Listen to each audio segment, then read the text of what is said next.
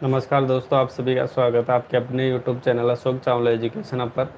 दोस्तों, आज हम जिस लेसन प्लान के साथ मिल रहे हैं वो है संस्कृत गद्य यानी एक कथा का लेसन प्लान है, और जिसका प्रकरण यानी शीर्षक है भ्रांतो बाल है यानी भ्रमित बालक। तो दोस्तों, भ्रांतो बाल से संबंधित ये देखिए कक्षा 9 का लेसन प्लान है, ध्यान रखना। कक्षा 9 का लेसन प्लान है और ये सेमूसी जो बुक है संस्कृत की उसका लेसन प्लान है। ठीक है दोस्तों, जो भ्रांतो बाल है वो लेसन प्लान स्टार्ट करने से पहले मैं सामान्य बात आपको बता देता हूँ। देखिए दोस्तों, हमारे लेसन प्लान आपको हमारे चैनल पर आपको बहुत से लेसन प्लान मिल जाएंगे, चाहे वो संस्कृत या फिर और अन्य विषय से, चाहे हिंदी हो, आगे और कोई भी विषय हो, हिंदी, संस्कृत, विज्ञान वगैरह, हर किसी विषय पर आपको यहाँ पे लेसन प्लान देखने को मिल जाते हैं। तो आप किसी भी प्रकार के लेसन प्लान, चाहे किसी भी टॉपिक पर हो, वो हर टॉपिक पर आपको लेसन प्लान देखने को मिल जाते हैं। अगर किसी दोस्त को वहाँ पे कोई लेसन प्लान नहीं मिलता है तो आप देखिए वैसे भी कर सकते हैं। तो हमारे को यूट्यूब पे आप कमेंट कर सकते हो, या फिर हमारे जो पर्सनल व्हाट्सअप नंबर दिए होते हैं कि उन्हीं व्हाट्सअप नंबर पर आप मैसेज कर सकते हैं, ताकि आपको वो विषय वस्तु के अगर आप साथ भेजते हो तो मात्र 24 घंटे के अंतर्गत वो नया लेसन प्लान आपको हमारे channel Ashok Chawla education app के माध्यम से आपको जल्दी से जल्दी वो प्रोवाइड करवा दिया जाता है।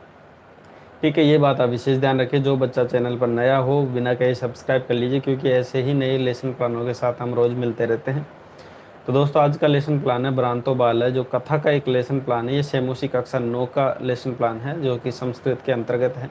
तो स्टार्ट करते हैं आज का लेसन प्लान। देखिए, लेसन प्लान स्टार्ट करने से पहले ये बात आपको पता होनी चाहिए कि आप जैसे ही लेसन प्लान को कक्षा के अंतर्गत जब प्रस्तुत करते हो तो सबसे पहले आपको श्यामपट्ट कौशल दिखाना होता है, यानी ब्लैक बोर्ड स्किल आपको दिखानी होती है, जिसमें आप विद्यालय का नाम, कालांश, कक्षा, विषय, दिनांक, दिवस, अवधि, ये सभी चीज़ें आपको वहाँ पे कॉमन चीज़ें है, ये आपको इजीली आपको सबको पता भी होनी चाहिए और पता भी होगी।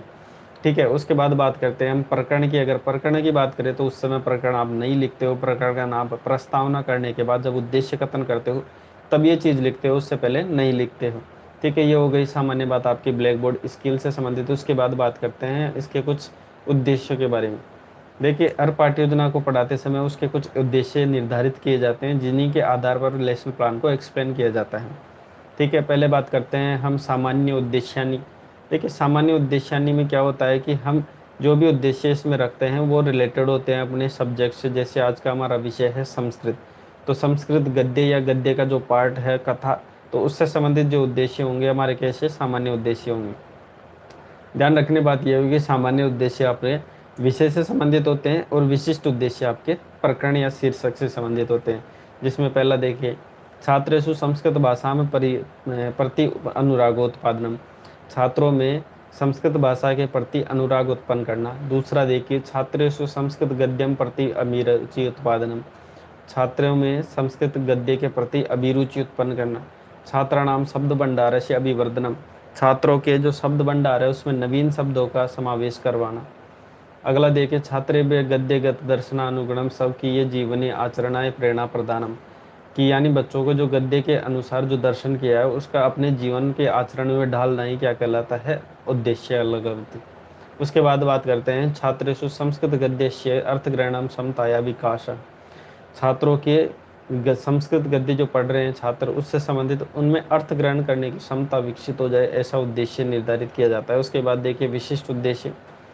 देखिए, हम विशिष्ट उद्देश्य की अगर बात करते हैं तो विशिष्ट उद्देश्य हमारे टॉपिक से रिलेटेड होते हैं, हमारे प्रकरण से संबंधित होते हैं। जिसमें पहला देखिए भ्रांतो बाल से संबंधित है, तो सर्वे छात्रा भ्रांतो बाल विषय ज्ञास्यामि, सभी छात्र क्या करेंगे, भ्रांतो बाला जो विषय है उससे संबंधित जानकारी ले सकेंगे। दूसरा देखिए, छात्रा कथाया विषय ज्ञास्यम, यानी जो आज हम कथा के अकॉर्डिंग भ्रांतो बालक या भ्रमित बालक से संबंधित जो कथा पढ़ेंगे उसके बारे में बच्चे समझ सकेंगे। छात्रा अध्ययनस्य महत्वम ज्ञास्यन्ति, देखिए इसमें भ्रांतो बालक में जो स्टोरी है वो ये है कि इसमें छात्र क्या करता है, अपनी स्कूली अध्ययन को छोड़कर बाहरी खेल कूद में अपना समय व्यतीत करता है। अपना अच्छा समय खराब करके गलत समय पर उसका गलत तरीके से उपयोग लेता है।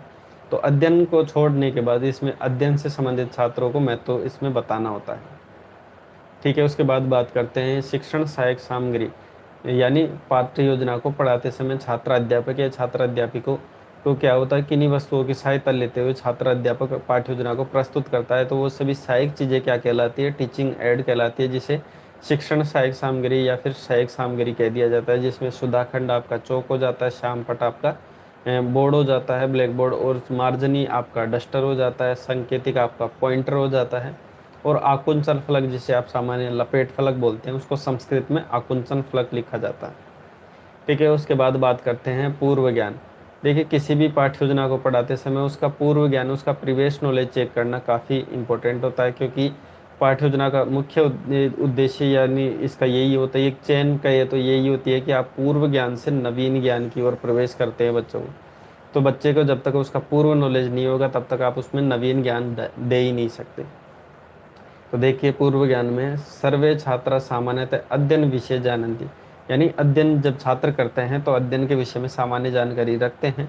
तो इसके बाद छात्र अध्यापक द्वारा या छात्र अध्यापिका द्वारा अगला कथन निर्देशित किया जाता है, वो है प्रस्तावना। इसमें क्या होता है कि छात्र अध्यापक द्वारा दो कॉलम विशेषता बनाए जाते हैं, एक छात्र अध्यापक क्रिया, दूसरा होता है छात्र क्रिया। छात्र अध्यापक क्रिया में छात्र अध्यापक अपना टॉपिक या शीर्षक निकलवाने के लिए कुछ प्रश्न करता है, जिसमें पहला प्रश्न देखिए, अस्माकं परितः आवरणम किम कथ्यते, कि हमारे आसपास का जो वातावरण है, चारों तरफ का आवरण है, वो क्या कहलाता है। तो बच्चे उत्तर देंगे पर्यावरण। ठीक है, क्योंकि बच्चे पहले से इतना सा जानते हैं, परि प्लस आवरण पर्यावरण है। ठीक है, दूसरा देखिए, पर्यावरण से परिवेश के संति, कि पर्यावरण का हमारा जो परिवेश है, जो आसपास का वातावरण है, उससे संबंधित जो परिवेश है उसमें क्या क्या है। तो उसमें विद्यालय भी है, अस्पताल भी है, उद्यान है। ठीक है, इसमें डेट डेस करके जो भी चीज़ें हैं छात्र अध्यापक द्वारा पूछे गए प्रश्न के आधार पर बच्चा इसमें कुछ भी बता सकता है, चाहे उसके आसपास में कोई हॉस्पिटल है, कोई होटल है, या कुछ भी है, वो अपनी मर्जी है। ठीक है, विद्यालय के पठिता, के विद्यालय में क्या पढ़ते हैं, कौन पढ़ते हैं। ठीक है, हाँ, विद्यालय में के पठिता यानी कौन पढ़ते हैं, तो विद्यालय में छात्र पढ़ते हैं। छात्र से प्रकार सन्ति, यानी छात्रों के प्रकार भी किस प्रकार होते हैं। तो अध्ययनरता भ्रांतोश्च, यानी एक तो अध्ययन में रत छात्र होते हैं, ये प्रकार हैं छात्रों के। दूसरा है भ्रांत, यानी भ्रमित छात्र, जो अपना फालतू समय व्यतीत करते हैं गलत तरीके से। पांचवा प्रश्न है, भ्रांतो बाल विषय भवंत किम जाति, यानी भ्रांति से युक्त यानी भ्रमित बालक होते हैं, वो कैसे होते हैं, इसके बारे में आप क्या जानते हैं। तो बच्चा इसमें संभावित उत्तर देगा, जितना जानता है उसके अकॉर्डिंग वो जवाब देता है। अगर बच्चा नहीं जानता है तो बच्चा यहाँ पे समस्यात्मक हो जाता है। अब जहाँ बच्चा समस्यात्मक होता है, छात्र अध्यापक द्वारा अगला कथन या अगला बिंदु रखा जाता है उद्देश्य कथन। इसमें क्या होता है कि छात्र अध्यापक द्वारा ये निर्देशित किया जाता है कि आप जो हम विषय वस्तु पढ़ेंगे उसका प्रकरण क्या है। तो प्रियांश छात्रा अद्य वयम भ्रांतो बाला विषय विस्तृतेन अध्ययनम करिष्यामि, कि प्रिय छात्रों, आज हम भ्रांतो बाला जो हमारा विषय है उसके बारे में विस्तार से अध्ययन करेंगे। छात्र अध्यापक द्वारा ऐसा कह दिया जाता है। और जो ये टॉपिक का नाम, जैसे हमने ब्लैक बोर्ड ये स्किल में हमने देखा था कि उसमें प्रकरण का नाम आप नहीं लिखते हो स्टार्ट में, तो अब लिखा जाता है। यहाँ पे जैसे उद्देश्य कथन करते हो बोलते समय ही वो चीज़ें वहाँ पे प्रकरण या टॉपिक का नाम लिखा जाता है। चलिए उसके बाद बात करते हैं अगले बिंदु, जो कि है प्रस्तुतिकरण।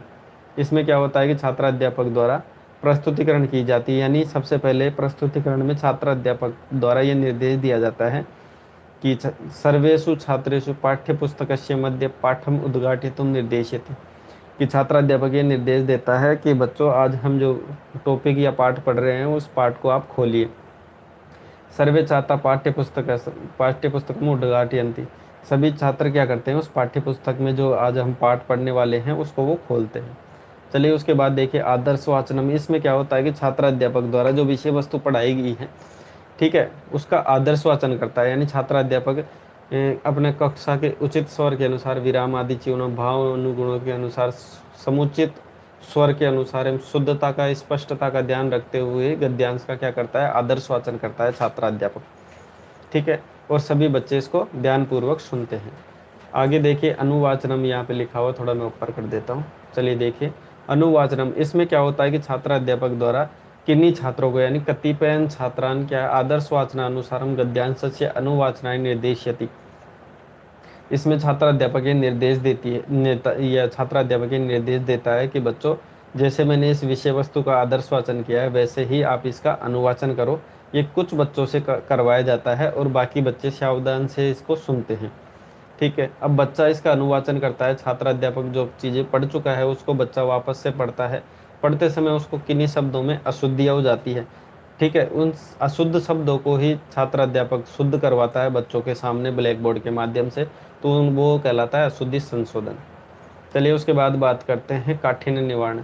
अब देखिए पाठ्य योजना को या इस विषय वस्तु को पढ़ते समय छात्र अध्यापक निर्देशित तो दे देता है, लेकिन छात्र पढ़ते समय किन्हीं शब्दों में उसमें कठिनता भी आती है। ठीक है, कि वो छात्र अध्यापक जो जैसे विषय वस्तु पढ़ा चुका है वैसे वो पढ़ तो देता है बच्चा, लेकिन उसको पढ़ते समय किन्हीं शब्दों में ये कठिनता आती है कि इसका मीन्स क्या है, इसका मतलब क्या है। तो देखिए यहाँ पे कुछ शब्द हैं जिसका अर्थ बताते हुए उसका वाक्य प्रयोग भी किया गया है ताकि इजिली ये चीज़ें समझ में आ जाए। जैसे भ्रांतो होता है तो भ्रांत का मतलब होता है भ्रमित। ठीक है, तो एक है बालका भ्रांतो अस्ति, यानी एक बालक था जो भ्रमित था। ठीक है, दूसरा कीड़ी तुम उपाध्याय से, उपाध्याय का मतलब गुरु होता है, उद्यानम होता है ये आह नाम है, ये आह्वानम है बुलावा, या फिर भूयो भूयो बार बार, चटकम यति चिड़िया अवलोकियत यानी देखा। तो इसके वाक्य प्रयोग भी यहाँ पे किए गए हैं, वो आप देख सकते हो, कहीं पे कोई समस्या है नहीं। अगर किसी बच्चे को कहीं पे कोई समस्या आती है तो आप मेरे को पूछ सकते हो। इसकी पीडीएफ की लिंक आपको नीचे डिस्क्रिप्शन में थोड़ी देर में देखने को मिल जाती है, तो वहाँ से आप इजीली इसको डाउनलोड करके बाद में बना सकते हो। ठीक है, उसके बाद बढ़ते हैं अगले बिंदु की, जो कि है मौन वाचनम। इसमें क्या होता है कि छात्र अध्यापक द्वारा मौन वाचन करवाया जाता है कि बच्चे ने ये चीज़ें संपूर्ण विषय वस्तु पढ़ दी। अब पढ़ने के बाद उसमें कहाँ पे अशुद्धियाँ हुई है, छात्र अध्यापक ने उसका अशुद्धि संशोधन कर दिया। बच्चे को कहीं पे पढ़ने में कठिनता आई है, कोई शब्द उसको कठिन लगे हैं, छात्र अध्यापक ने उसका काठिन्य निवारण कर दिया। सभी चीज़ बच्चे को क्लियर समझ में आ गई, उसके बाद छात्र अध्यापक ये निर्देश देता है कि सभी छात्र आप मौन वाचन करें, यानी शांत रहते हुए विषय वस्तु को एक बार फिर से पढ़ो। और छात्र अध्यापक क्या है, उस कक्षा का निरीक्षण करता रहता है। ठीक है, उसके बाद बढ़ते हैं अगले बिंदु की तरफ, जो कि है विचार विश्लेषणात्मक स्पष्टीकरणम च। इसमें क्या होता है कि छात्र अध्यापक द्वारा एक एक या दो प्रश्न ऐसे किए जाते हैं जिसमें छात्र अध्यापक बच्चों का विचार, तर्क, कल्पना शक्ति का विकास करता है। जिसमें देखिए प्रश्न देने के बाद अगर बच्चा उसका उत्तर देता है तो छात्र अध्यापक उस उत्तर से संभावित ना देते उसके थोड़ा और भी विस्तार से उसका उत्तर देने का प्रयास करते हैं, बच्चे की इसमें तर्क शक्ति बढ़ाने का प्रयास करता है। जिसमें देखिए पहला प्रश्न, बालक कुत्र व्रजंतम मधुकरम अपश्यत। इसमें क्या होता है कि यानी बालक कुछ भंवरों को देखता है, तो कहाँ पर देखता है यह। ठीक है, तो एक कुत्र का मतलब होता है कहाँ पर देखता है, तो वो पुष्पोद्यानम यानी पुष्पों का जो उद्यान था वहां पर वो कुछ भंवरों को देखता है।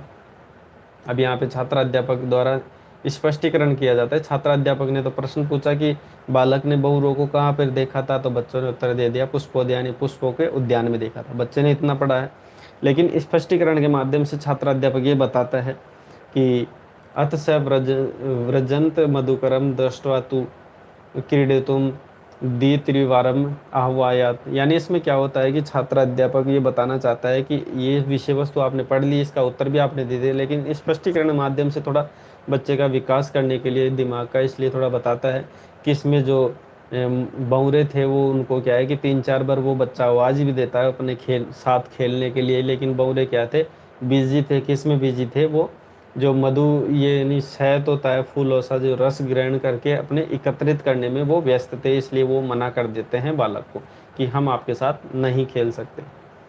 ठीक है, उसके बाद बात करते हैं बोध प्रश्न। अब संपूर्ण विषय वस्तु छात्र अध्यापक द्वारा पढ़ा दी जाती है, पढ़ाने के बाद से ये बच्चा इजिली सभी चीज़ें समझ जाता है। तो छात्र अध्यापक ये जानने के लिए कि बच्चे को ये कितना समझ में आया पाठ हमने पढ़ाया है, वो जानने के लिए प्रश्न करता है। जिसमें पहला प्रश्न देखिए, क भ्रांतो अस्ति, यानी जो भ्रमित था वो कौन था, तो बालक इसमें भ्रमित था, यानी वो भ्रम से ग्रसित था, यानी पढ़ाई छोड़कर अपना फालतू खेलने में टाइम वेस्ट करता है। दूसरा देखिए के मधु संग्रह व्यग्रा एवं, कि जो मधुकर ये था, जो बौरा था, वो किस प्रकार से अपने व्यस्त था, किस चीज़ में व्यस्त था, तो वो थे मधुकरा। ठीक है, यानी जो भौरे थे वो इस चीज़ में व्यस्त थे, शहद इकट्ठा करने में। उसके बाद बात करते हैं अगले प्रश्नों पर, जो कि है अगला बिंदु मूल्यांकन प्रश्न। इसमें देखिए छात्र अध्यापक द्वारा बच्चे को, इसमें ये मुख्य इसका रीजन ये है, फिर मुख्य उद्देश्य ये होता है कि बच्चों को इसमें आकलन करना होता है, इसका मुख्य उद्देश्य। मूल्यांकन प्रश्नों का मतलब यही होगा कि संपूर्ण विषय वस्तु के आधार पर बच्चे का आकलन करना।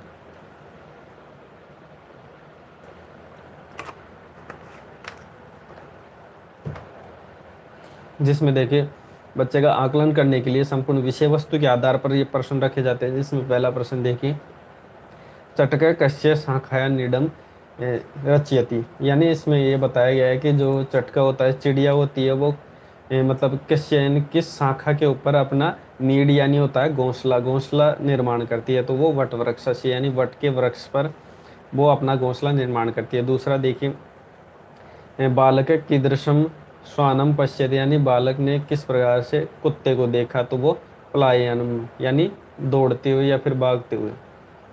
ठीक है। तीसरा प्रश्न देखिए, श्वान कीदृश दिवसे पर्यटस्यति, यानी श्वान होता है कुत्ता, वो कीदृश यानी किस समय किस दिवस के समय में क्या पर्यटसी यानी घूमता हुआ मिलता है, तो वो निदाग दिवसे, क्या है निदाग दिवस, यानी गर्मियों के दिनों में ये घूमता हुआ मिलता है। चौथा प्रश्न देखिए, चटका कया तृणम शलाकादिकम आदादियति, इसमें क्या होता है कि चटका है ना, वो चिड़िया होती है, वो तृणम यानी जो घोंसले के लिए जो छोटी छोटी लकड़ियाँ इकट्ठा करती है, तो वो किससे इकट्ठा करती है, तो वह चौंचा यानी अपनी चोंच से इकट्ठा करती है। पांचवा देश है भ्रांतो शब्द से कोर्थ, यानी जो भ्रांत जो बालक है, भ्रांति बालक, उससे संबंधित भ्रांत जो शब्द है उसका क्या मतलब है, तो भ्रांत का मतलब होता है भ्रमित। ठीक है, ये हो गया हमारे मूल्यांकन प्रश्न। उसके बाद बात करते हैं हम गृह कार्य यानी होमवर्क के बारे में। इसमें देखिए बच्चों को ऐसा प्रश्न दिया जाता है जिसमें बच्चे की तर्क शक्ति एवं कल्पना शक्ति का विकास हो। और इस प्रश्न का उद्देश्य यही होता है कि बच्चे इसमें अपना क्या है कि संपूर्ण विषय वस्तु जो अभी तक पढ़ी है उसका अच्छे से रिवीजन कर पाए घर जाने के बाद। ऐसा प्रश्न उसमें रखा जाता है। जिसमें देखिए प्रश्न, अश्य कथायन, यानी इस कथा के माध्यम से क्या शिक्षा मिलती है। स्वचिंत्यति, यानी अपने चिंतन के अनुसार, अपनी शक्ति के अनुसार, शक्ति माध्यम के अनुसार लिखित्वा आगच्छतु, यानी सभी छात्रों को छात्र अध्यापक या छात्र अध्यापिका निर्देश देती है कि इस कथा को पढ़ने के बाद आपको क्या शिक्षा मिलती है, तो अपने अनुसार इसको लिख कर लेके आए। ठीक है दोस्तों, ये जो आज की भ्रांतो बालक है, जो शेमूसी कक्षा 9 का जो लेसन प्लान है वो होता है यहाँ पे समाप्त। इसकी पीडीएफ की लिंक आपको नीचे थोड़ी देर बाद डिस्क्रिप्शन में देखने को मिल जाती है, तो वहाँ से आप इजीली इसको लिंक पर टच करते हो तो आप इजीली डाउनलोड करके उसको बना सकते हैं। अगर किसी को देखे बनाने में कोई दिक्कत है या फिर वो कुछ भी आती है तो प्रॉब्लम, तो आप मेरे को कमेंट माध्यम से पूछ सकते हो। अगर किसी बच्चे को कोई नया लेसन प्लान चाहिए या फिर नए किसी टॉपिक या प्रकरण पर लेसन प्लान चाहिए, तो ये हमारे व्हाट्सअप नंबर है, जो आपको अगर यूट्यूब पर उपलब्ध नहीं हो पा रहा है कोई लेसन प्लान किसी विषय पर, तो आप ये हमारे व्हाट्सअप नंबरों पर मैसेज कर सकते हैं।